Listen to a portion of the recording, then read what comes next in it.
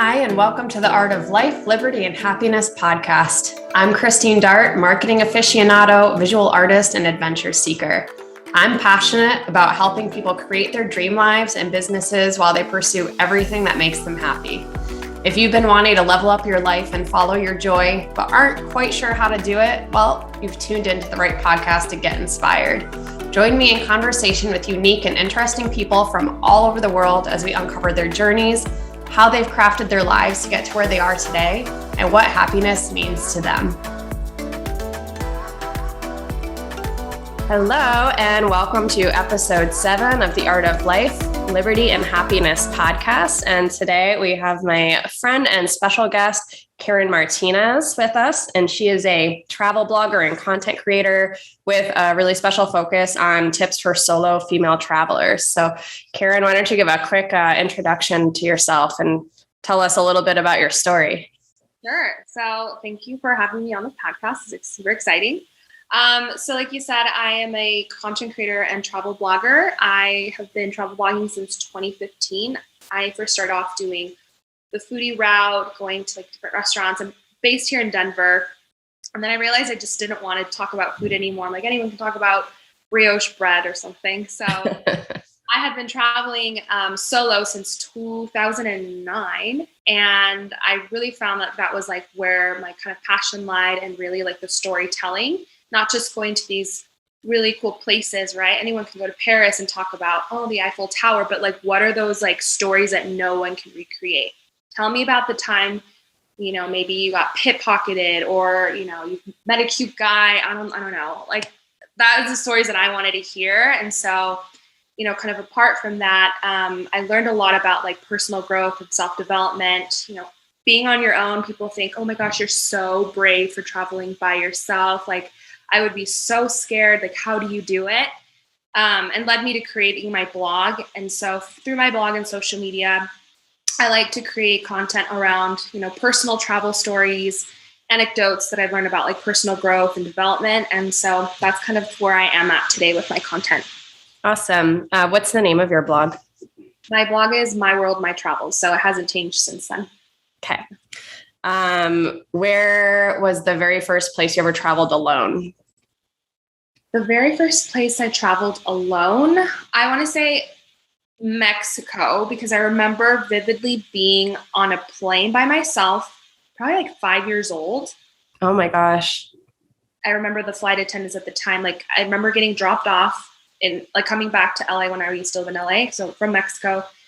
Or vice versa, sorry. And then, I just remember being by myself, and there's like a lot of turbulence. So Mexico was probably the very first time. And I'm just like, no one was with me. So like, that was like my very first experience of like, I was traveling by myself at 5 years old. So well, good. Wow. So I'd assume somebody picked you up, at the gate or something, right? Yeah. My very first experience, like turbulence, coming back to LA and just by myself. Wow. So then I guess as an adult, where was the first place where you traveled maybe for fun alone? Outside of Mexico, the first place, I'm not going to count the US, but I would say it was actually Barcelona. Okay. Very first place I went for study abroad for like a summer. And that was like the first time I ever stepped out of like the American continent. And it was so cool because I'm like, well, I speak Spanish, they speak Spanish, but it was a completely different, like, they speak a different language. They speak Catalan there. And that's like kind of the majority that they speak in Catalonia, like the area of Barcelona. And even the Spanish that they speak is Castellano, which is different from like the Spanish I speak. So some of the words were a little bit weird. So it was definitely like a culture shock for sure. Wow. I've never been outside. So yeah. So how many countries have you been to total now? I think to date about 20 countries. Wow. Yeah. And where would you say was your most, profound experience? I think my most, like at least my favorite destination and / profound experience, probably Turkey. That's like the country that pre-pandemic was one of the ones that I'm like, this is a brand new country I've never been to. And so I wanted to go. I was dating someone from there, not from there, but he's Turkish and stuff. So kind of partly why I went. But yeah, it was amazing. Like it's like a mix of like so many different, it's like so much history. The food is incredible. Like the people are so kind, and it was just amazing. Like I just learned a lot about like kindness and just, being like a friendly person, like, loving your neighbor and stuff. So I just really like that. What were some of the experiences that like really made you feel that way when you say, especially like loving your neighbor? Tell me more about that. Yeah, I think people, I think I always like really love the warmth of people who may not have a lot, when you talk about like, financially, but they'll give you like their whatever they have to, like, hey, this is the best that I can give, but they give it openly, like almost as if you were family. And I feel like in the US, we kind of tend to be a little bit more reserved, like, oh, like this is me, and yeah, like worried about getting scammed or something. And it's like, oh wait, what's in it for you? But they're like, no, it's just the hospitality. That's the word I was trying to say, like a lot of hospitality. And so like there are times where I'm like, shoot, I'm like short like $1 or $2, like no worries, like it's on the house. And I'm like, no, like let me pay, like no, like literally it's wow. On the house, like you're welcomed here, like you're new, like they were like so wanting to show like they're very they like love their country. And so it was just awesome just being able to see it from like a local's point of view. And even like the language barrier, if it was like a thing, it's like, it was awesome. So they always like want to feed you. It's just like I love it. I went to, it was actually just a long layover. I had a 14-hour layover in Seoul. And, but I had a friend of a friend's sister that lived there. And so my friend connected me with her, and he was like, hey, Christine's like just sitting in the airport. I think she should go out and see the city. Like, do you have time for lunch with her or something? And like Facebook, like immediately she responds. She's like, yeah, I'm working, but like I can step out on my lunch break. And so she gave me like very clear instructions on how to, where the bus station was at the airport, how to get on the right bus, where to get off.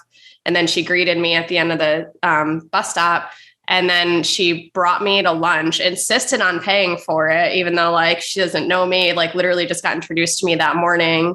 And she's like, well, it's your first time in South Korea. So like, I've got it. I'm like, wow. And then on top of that, she had to go back to work, but she's like, why don't you go check out Gangnam Station? It's like 2 stops over on the subway. And, there's a lot of stuff to see, and then come back here. And then I'll make sure you get on the right bus to get back to your plane in time. And so I did that and like found Gangnam Station. And then when I got back, somehow I ended up like coming out above ground. And then where her office was like the entrance to the office was in this underground mall. And I couldn't figure out how to get back underground to where the mall was because I couldn't read any of the signs because they were all in Korean.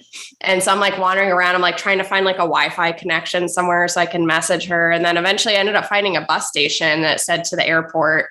And I was like, okay, well, I can at least get back. And then like right when I walked in there, she comes like booking in the doors covered in sweat. And she's like, gives me a huge hug. And she's like, oh my God, I was so worried. I've been asking all these people if they've seen an American girl walking around anywhere. Like I was so worried you weren't going to like catch your plane in time. And she's like made sure I got on the right thing. And I just couldn't believe like the love from somebody that had literally just met me that day and like the concern. And I was just like, wow, like, yeah.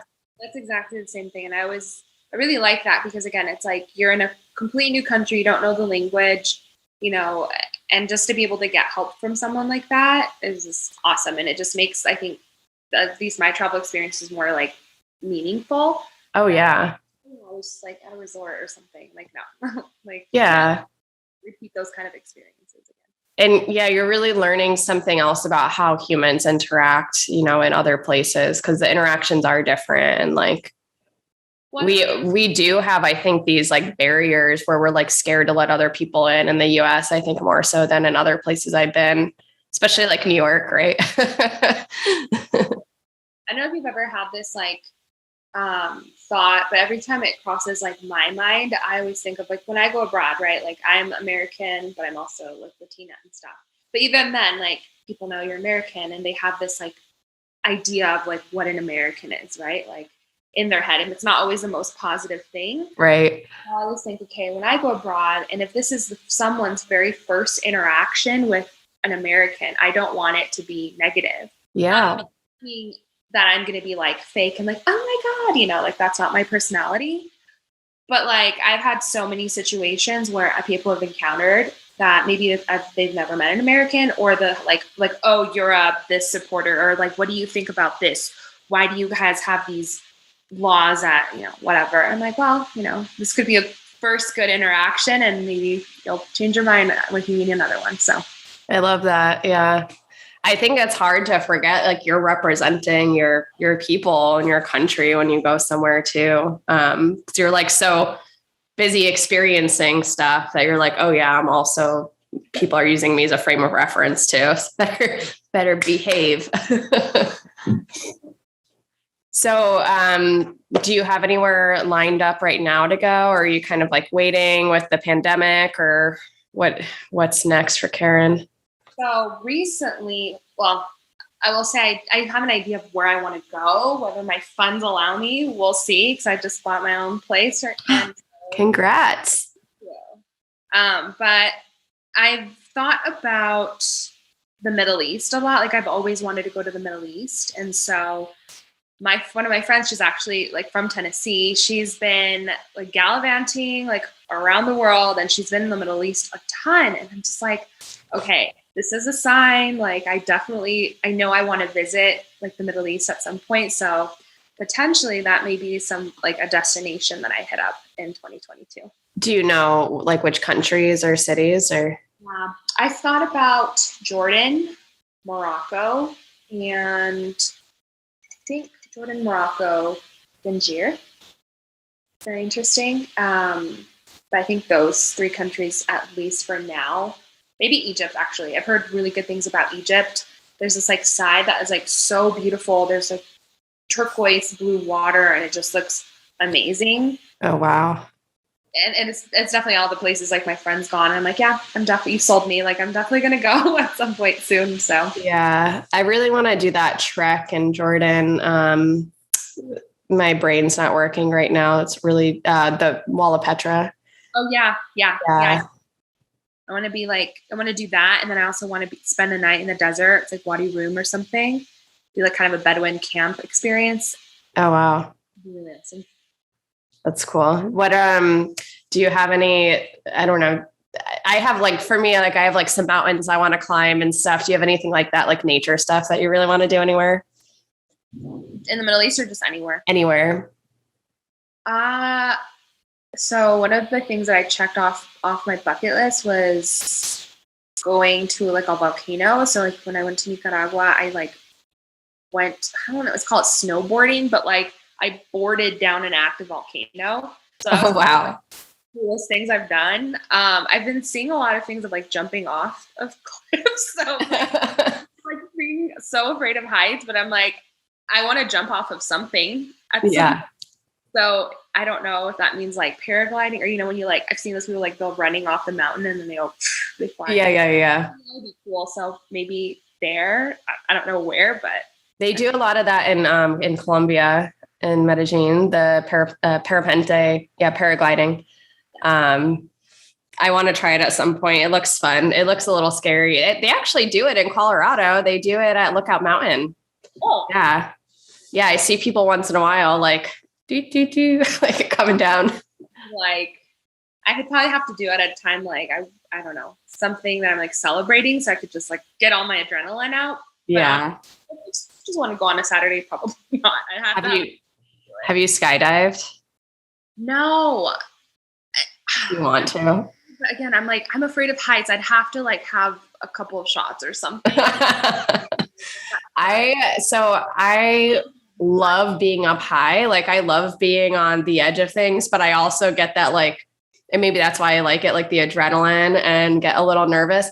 But for some reason, like the idea of skydiving, I'm like, I feel like I would be looking out the window of the plane and just start peeing myself. Like, I'm like, do you have to blindfold me or just like throw me off and just like, it has to be quick? Like, yeah. Oh yeah. That's why I'm glad they have at least the instructor on you. Cause then you don't really have a choice. I feel like that make a little better. If I had to jump on my own free will, like it just wouldn't happen. I'd be like, nope.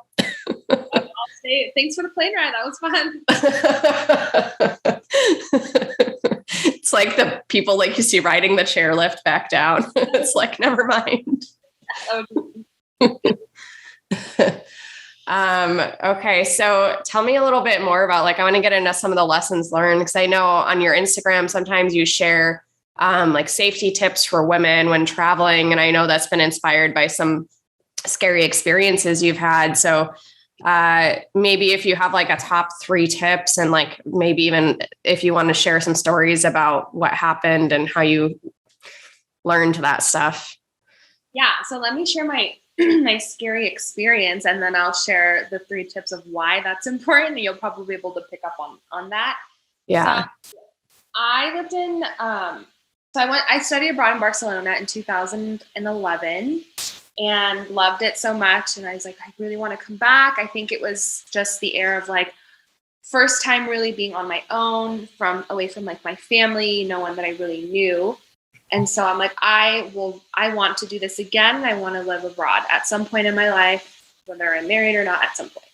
And so in 2017, I picked up my stuff, quit my job, and went to go live in Barcelona for a few months. Was in grad school at the time as well, so I was doing my grad school stuff online. I'd been there for a month, and I at that time was like really into running. I did the year before that, in 2016, a half marathon here in Denver. So I'm like, kind of, keep it going. I love running. And so I remember it was like 3 p.m. on a Sunday, and it was like a park, very similar to Wash Park. So it was very residential, like women, out walking, their dogs, with kids in strollers, like not sketchy, very residential area. So I go for a run, and then, I'm going to meet up with a friend. I'm like, well, I'll do another lap. Like I can do another lap. Let's do this other lap. So I have my headphones in. It's like not the little AirPods, but the actual white headphones in. I remember at one point I had some music like blasting really loud, and I get to a point where I'm on the left side of me, there is like a wall, and it's kind of high. You can't really do much. And to the other side, there's like almost like a rec center, but it's like fenced up. And then there's like their path, right? And so I remember at one point I'm like running, and then I kind of slow down for a little bit, and like all of a sudden I like feel someone like kind of cover my eyes like this, almost like peekaboo. And I'm like thinking, like, it happened really fast. Like, is that my roommate? Is that my friend? Like, it was just happening so fast. Like, what is happening? And then all I remember next is like having like a knife like this big to my throat. It's literally like what you would carve a turkey with. My God. And this guy like yelling at me in Spanish, like, give me your phone. Like, I have an iPhone. And so I'm like, what? Like, and thinking of it, like, do I fight it? Do I let it go? Like, what, am I going to die right now? Like, And so I literally just like hand him my phone. And then he's like still holding on to me. So he has me like here, right? And then he's like, I'm going to let you go, but I don't want you to look back. You need to run and don't look back at me. So I'm like, oh my God. Yeah. So he like lets me go. And at that moment I was like, oh my God, he's lying. He's like going to stab me in the back. I'm done. Like, that's it. Right. And so he like lets me go, and I start running. My headphones end up at some point falling. I'm like running so fast that I'm like I'm literally like going to throw up at any point. And then I get to a point where there's like an intersection, and I see like some young people, guy with a dog, and I like, hey, like, oh no, before that, sorry. There's a lady coming towards me with a kid in a stroller, and I was like, turn around. There's a guy with a knife. I just got like, like, oh my gosh, a knife point. And she's like, oh my God. And she ended up like, going back. And I was like trying to tell him like, go back, and finally get, to an intersection. It was like maybe 50 or 60 meters to like the nearest intersection. But that person like caught me at the perfect time, because I was by myself and like nowhere that I could like jump over anything. Right. And so I'm like panicking, and, I asked them if they can call the cops. Like, one of the guys was super nice, ended up staying with me until like the cops arrived. I the next day I went to file a police report, but my little first experience of like getting a ride in a cop car, going back to my apartment.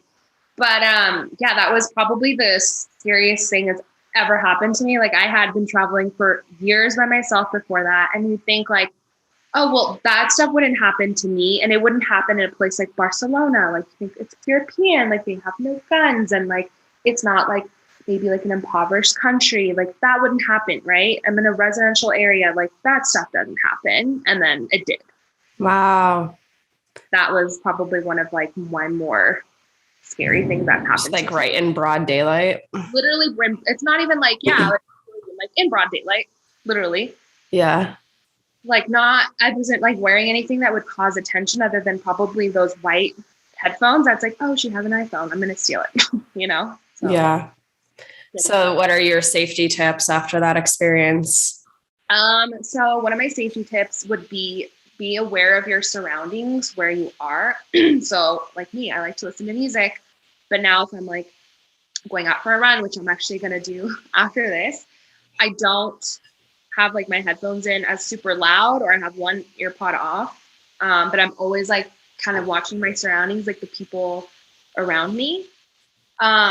The second thing I would say from that is learning some self-defense. So as soon as I got back home, I was like signed up for like kickboxing, just to like learn a little bit of like how to defend myself and just feel like kind of, feel strong enough that like if I were to be in a situation like that, if I needed to fight, I could know what to do. So I did that for a year. And I think the last tip is I would just say, always let your friends and family know like where you are / have other ways to like back up for communication. So like I got my phone stolen, but thankfully I had downloaded like WhatsApp on my phone, and for some reason it was still kind of working, and I had Skype credit and like had phone numbers saved. So I was able to like Skype my mom. Like it was actually on Mother's Day when this happened. So I was like call my mom and like Skype some of my friends that were in Barcelona that I had met, and just kind of, hey, like this happened, or like, hey, I'm not feeling super great. Would you like come over and like hang out with me for a little bit so I can like chill? So I would say those are my 3 tips is, what is it? Just be aware of your surroundings, learn some self-defense, and then just keep in touch with family and friends while you're traveling. Have you ever, sorry, I'm like really close to the mic. That probably got loud. Have you ever done jujitsu or tried it? I haven't. I've wanted to learn, I don't know if I'm pronouncing it right, Krav Maga or something. Krav Maga. Yeah, that's a good one too. But no, I haven't. I want to get back more into learning a little bit more on like self-defense, because I want to, and I feel like I feel very strong, and like feels awesome when you're like, oh, I can do this. So yeah. Jiu-jitsu is especially good for women because we're generally a lot smaller than our potential attackers. And so it teaches you how to like maneuver weight and kind of use physics in order to overcome an attacker.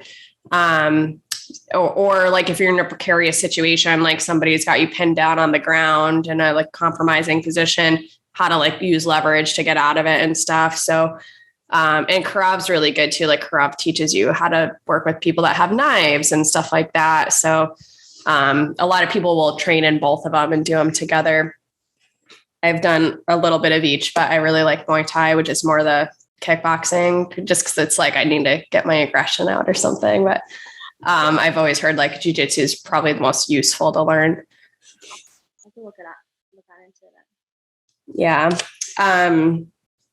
So let's talk about, before, we got started with this recording, we were talking about mental health and mindfulness and kind of what travel's taught you about those things. So do you have maybe some specific experiences where like you got some sort of revelations about mental health, or that maybe helped your mental health at all, or what would you want to share about that?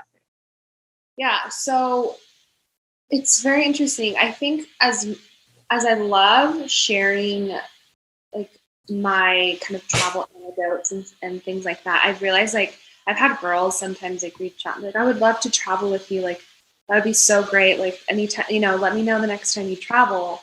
And one of the main reasons that I travel solo is, for me, it's a form of therapy. It's not because I don't want to spend time with people. Sure, like I meet people on the road and like I connect with people then. But for me, it's therapeutic. It's like it really, like in 2011, that was like my first like, oh my gosh, this is something I want to do, because there's things that I'm learning. Like I was able to do this on my own. I figured out how to get to Barcelona. I paid my way, there. I figured this out by myself. So I wonder what else I can learn if I continue to do this by myself. And so one of the things, so travel has been for me just kind of therapeutic, where I really am out of my elements, right? So I'm able to really think, problem solve, like, oh shoot, I'm in a situation, like I was in Italy and I got lost. Like I took a bus and I was like an hour away from where I was supposed to be. Don't really speak Italian. Like this is very recently. I'm like, how do I get back? Like, how do I figure this out? I'm like, I talk to people about like, these are the things you should do. And I'm like now in it. So as far as like mental health goes, for me, it's been great because I get to be with myself, with my thoughts, and really just kind of, just be myself and my thoughts, and not have like all of this commotion of like wanting to please someone and be like, oh, well, we should do this. We should go here. We should go there. And I'm like, no, if I just want to like have, my tea and just like people watch, I'll do that. I'll journal. Yeah. And I don't have to feel like I have to like run around to like every single site there needs to be there. And then as far as like, other things that I've learned on the road, I think it's about just the power of like being able to develop like a voice, and like you are stronger than what you think you are.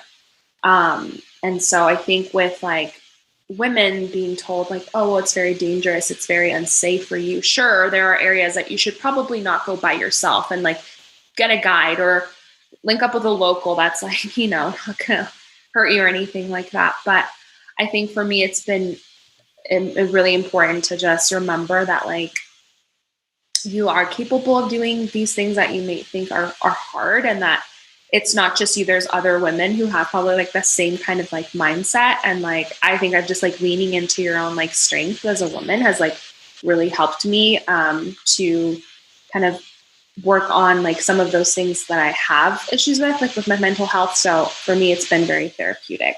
Yeah. What about like intuition? Do you feel like it's helped you recognize like gut feelings and stuff like that?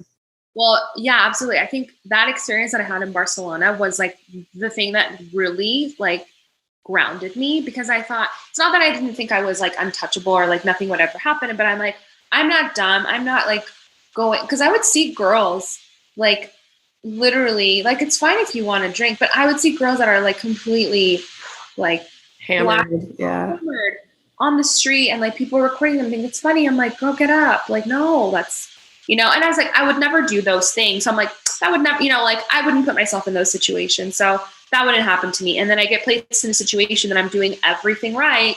Mm-hmm. And then this happens. So I'm just like, whoa, this could happen to anyone. And yeah, so I think like from there, my intuition of like, I don't know if it just, it was about maybe like being less trustworthy of people, but I think I'm more careful. And like you said, with my intuition, I'm like, this doesn't feel right. If I don't want to leave, my Airbnb, my hotel, or my hostel, I'm not going to do it. I'm just going to chill. So I'm not going to like push it to think I have to go do this because I'm here. If it doesn't work out, it doesn't work out. It's fine. Right. Yeah. That's been a big help with like feeling secure about traveling alone is being able to really hone in on your intuition, for sure. Yeah. Have you gotten like super sick at all traveling anywhere? I always get sick when I travel. Really? Like food or some allergies. I think the last time I got sick, really sick, I was doing a little backpacking trip in like Europe. I was like in Germany, Czech Republic, a couple of places, and I was just like getting a fever. Oh wow! What happened? But throughout like half of that time, I was like sick. But the pharmacies are great there, and like took a couple like medications and I was like good after that. But yeah, I tend to get like food. Like I'm very like sensitive with some food. So I'm like, yeah, it's just, I don't know, different bacteria, but I always have it with me now because I've learned, I'm like, girl, you're going to get sick. You got to get some lactate or some other stuff. Yeah. There's some like black charcoal to help with like stomach things. Oh, really? Yeah. To like, it's like I use it to like brush my teeth too, but like it's the activated charcoal, the one you take as a supplement, right? So you take that if you start feeling sick, or you take it before you eat something? I take it as soon as I start feeling sick. Like I could take Tums, like, any other kind of stuff, but I try to like incorporate as much as like herbs or like natural stuff as possible. Because I feel like it just syncs up better with my body anyways. It might take a little bit longer time, right? But yeah. I've never tried the activated charcoal. I didn't know that. I didn't know it worked that way. So, well, what's next for your blog? I mean, I know it sounds like you kind of want to expand a little past what you've been doing based on our conversations before. So like ideal scenario, like you can have anything you want, create anything you want. What do you want to do? Like, what do you want to share with the world? I think I still want to incorporate travel for sure. Like I still want to show people like, here are the cool places that maybe you've never thought about going to. Yeah. Thought about kind of exploring maybe not so touristy destinations. So again, like you think like the Middle East, like sure, people think like, oh, Dubai, or yeah, oh, Dubai. I want to go to like, maybe you've never been to Petra. Maybe a little bit more well-known, but just maybe doing more of storytelling about people. So not just my experiences, but like other people, like, so getting their stories and sharing their stories. So somehow, again, still like a community, people-centered content versus me, look at me kind of thing. And also incorporating maybe some more, playing around with long form content as well. So I thought about creating some content on YouTube. I have a YouTube, but I don't like really upload there. I've done mostly like Instagram, like Reels and some TikToks, but I think the stories that I want to share is going to be better on like a long form platform. And just really being able to talk more about, mental health and like women's social issues or like personal development for women is going to be something that I focus on in 2022. For sure. Yeah. I love that. And so you were talking about, some stories of the people you've met. I know I've got some stories from, my travels and people I met where I'll just never, ever forget, these experiences with people. Is there anything you would want to share now or that, comes to mind straight away? Yeah. Something, I guess I sound like a complete brat at the time. And I was just like, God, you're such an idiot, but it's like a learning lesson.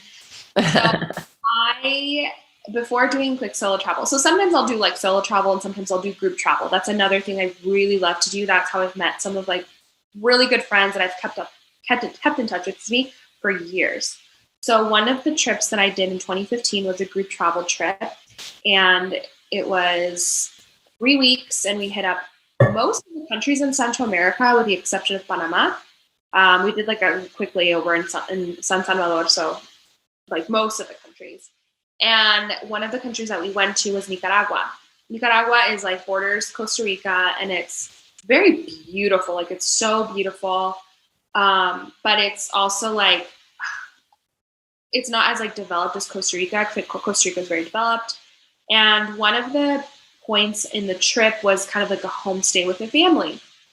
And Nicaragua was literally the hottest place I've ever been to. I can't explain it. It was like a preview of hell, I would say. Like over 100 degrees, no breeze. Like you're just sweating, like disgusting. Like it's like someone turned on the oven and you were taking a steaming shower at the same time. Oh, gross. And so we were traveling for a lot. So a lot of the trips that I take, it's like you're walking, you're taking chicken buses. It's not luxury travel by any means. Like I was doing like a granola cruncher, like my backpack and like, like look kind of gross. But I remember getting to this family's like home, and they're very, very like, you know, humble. Like it's not, again, not luxury. It's very much roughing it, but that's how people live. To us, it's like, oh my gosh, but it's like, no, this is how people literally live. Yeah. And I had been exposed to that because I'm like, my parents come from Mexico. Mexico like is also like an impoverished country. Like there's a lot of like really beautiful areas that are super rich, and there are some areas that are very poor. And I had happened to be like in a very poor area, Nicaragua. And I remember getting there, and it was just like, I think I was just really grumpy. Me and my like roommate were like, we stayed with that family, so it was two of us, and we were just like so hot. We'd been traveling for like 12 hours or something, hadn't really had anything to eat. And I remember getting there, and they were like, hi, like, we're so happy to have you guys here. We've had so many people from different, you know, places from the, like, you know, the world. Just want to let you know that, you know, the town kind of takes turns with the water. So like, we like got you guys some barrels of water if you guys wanted to like take a shower, but we don't have any running water right now. So like the water's cut off until tomorrow when we get our turn. I'm like, are you kidding me? Oh my God. So I remember like my roommate and I were like taking like, we like were like standing there, and we're like kind of like taking buckets and just kind of like, you know, taking a shower more or less. And then remember getting out and like already sweating. Like, oh, wow. But I was just kind of like, oh, I don't want to be here. Like I paid all this money to come out here. Why am I roughing it? You know, and it's like, here's like one of the lessons on like people giving anything that they have to feel comfortable. And you hear complaining about like, oh my God, you don't have running water. And, you know, I'm just like. And that was probably like their ration of water for the day. And like, yeah. Rat from America. Like, again, the first experience you probably had with American. And I'm like, you know, I never like vocally complained, but I know in my heart and my mind, I was just like, the 2 days that I was there, I was like, it's hot. I don't want to be here. Like, I want, like, why can't I be like, you know, and it wasn't just me. It was like a lot of people in the group had the same sentiment, but I'm just like, you're never going to like do this again. You're never going to see these people again. Like, this is a part of travel. It's part of the experience. Not everything is going to be perfect and not, you know, whatever. Yeah. And like, you like, how do I say it? Like, these people or this, like the country you go to is not supposed to be catering towards you. Like, you're there. So like, just get with the program and just like enjoy every moment of it, even if it's like not the best thing. So that was one of those things where I'm like, it kind of humbled me. I was like, oh, this is probably why people hate Americans. Not expecting like a 5-star thing. And I mean, it was crazy. Like, I remember like, it was so literally so hot. I'm not even kidding you. I'm like, it was so hot. And the family, like, we were in this like little room. They had a little, like a fan, like the size, I don't know, like a little fan like this in the corner. And it was like, that was like our blowing like air in this like little room that had like, I don't even know what it's called. I only know the word in Spanish, but it was almost like aluminum sheet. Like that was the roof. And so I was just like, oh my God, I'm dying. Like, but honestly, it was awesome. And I think about that family a lot. And I just think, gosh, like I could have been like nicer. I could have smiled more. And I think that's like the one thing that still sticks in my mind of like, don't, you know, be more grateful and think of like, don't be like, you know, there's a lot of people that live like this, and like, you're very blessed and very privileged to be able to like even come to these places. So like, don't ever, you know, think like that your life's that bad, you know? Yeah. Yeah.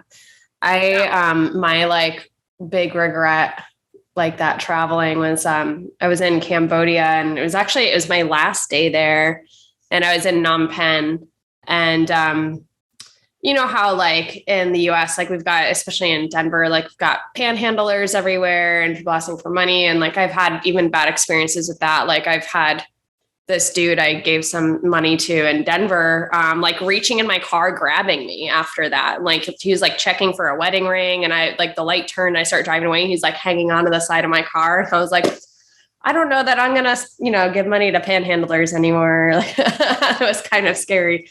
So, you know, we have experiences like that. So like when people come up and they're asking for money, like it's like we talked about before, like, you know, your boundaries go up and you're like, red flag. Like, are you trying to scam me? What's happening? And like, It's like, actually, they could probably use $1. So I had this man came up to the taxi I was getting in Cambodia. I was on my way out, and I had already gotten like scammed there a couple of times. I think I was already like wary and everything. And I was like feeling super sick that day. I was sick most of my trip there. And I'm like getting in the car, and this man comes up, and he had, I forget what the condition is called, like the like elephant man kind of thing, where there's like big like tumors or whatever. So something like that. Like, I mean, clearly this man has probably been like cast out of society, like truly struggling, like to live and make ends meet and eat and stuff like that. I don't know. I'm just guessing, but he was like, came up to the car, like looking for some money. And so I'd assume like he's probably got it rough. And like, I brushed him off. And then like, I just spent like the rest of the car ride after that. Like, the guy like truly needed money. He's not trying to scam me. Like, why was that my initial reaction? Why didn't I just give him a couple bucks? Like, a couple bucks is nothing to me. And it's probably everything to him for like, you know, the week for food. And I was just so mad at myself that day and like so sad for him. And I don't know. It was just one of those experiences where you're like, why did I react that way? And like, I don't know. That's the end of my story, but like you're a recovering jerk like me. So it's yeah, I think we all have experiences like that too, or like, if you don't, it might be that you've had that experience and you haven't reflected on it yet. So for those listeners, they're like, I don't know. We've all been American jerks at some point. So, all right. Well, where can people find you if they want to read your blog or find you on Instagram or connect with you in any way? Yeah. So my blog, you can find me on myworldmytravels.com, and then on Instagram as well, myworldmytravels. Awesome. And by when will you start you're focusing a little bit more on, you know, lessons and long form content and mental health? So I'm planning on doing it at least in the beginning of the year. So probably January, you'll start to see more of that content. I have a lot of content I need to roll out. I just get very much into my head of like, again, we're trying to think of like, don't be perfect, like just show up as yourself. Yeah. I just have this like, no, it has to be visually engaging. You want people to like look at it, obviously. Yeah. Brush it off. But I think, yeah, beginning of next year, you'll probably see like a 3-minute long form video on YouTube. So 3 minutes is still good. I get intimidated with making video for whatever reason. I don't know why. Like going on live, like I haven't. Yeah, I'm like, I don't know about that whole one. Someday I'll do it. I'd probably have like 2 people watch and then be like, nope, this is boring. Yeah, I know. Same. I'm not at the point where I have people like who really want to listen to me. I'm just like, I think I'll just do a story. Well, maybe we can plan like a collab live and do some sort of self-development thing. I don't know. Yeah, I would love that. Then we can at least have like 10 total people watch and it'll feel like something. Awesome. Well, hey, thank you so much for being here. And I appreciate everybody for listening today, and get in touch with Caren on Instagram. And yeah, have an excellent rest of your day.